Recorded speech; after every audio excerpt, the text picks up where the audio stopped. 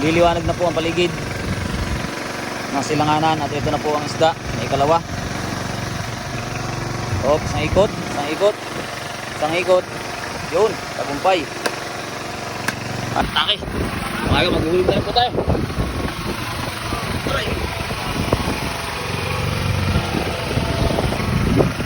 Good morning mga aga. Oras natin ano po? Ayan, 4:50 ng umaga.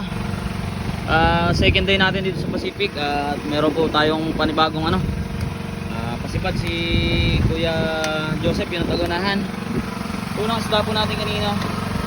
Ito po ay kumain ng mga alas 3. Kay ano po ito, pagka-may-ari po ni EJ.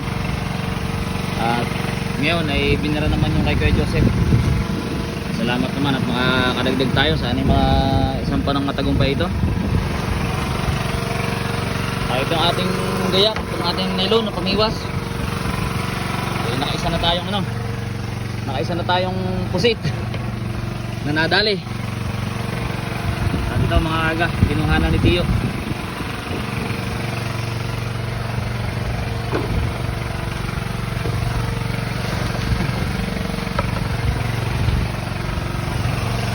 Tiyo magbibira nito mga aga. Ito malapit na po isda.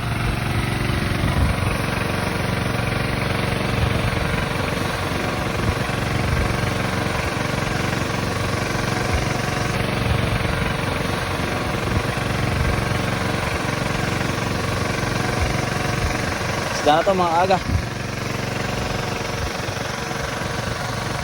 Sana. Ayan na po, natatanan na natin.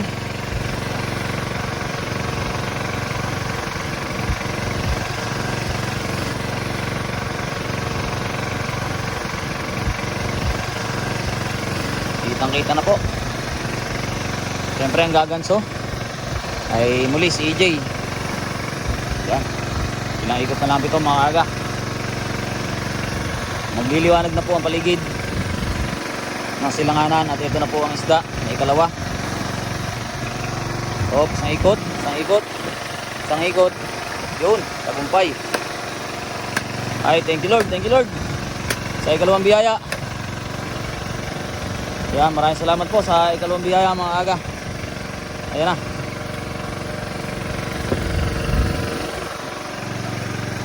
Yan na po. Yan na po, ikalawang isda mga aga. Huli po yan ni Kuya Joseph.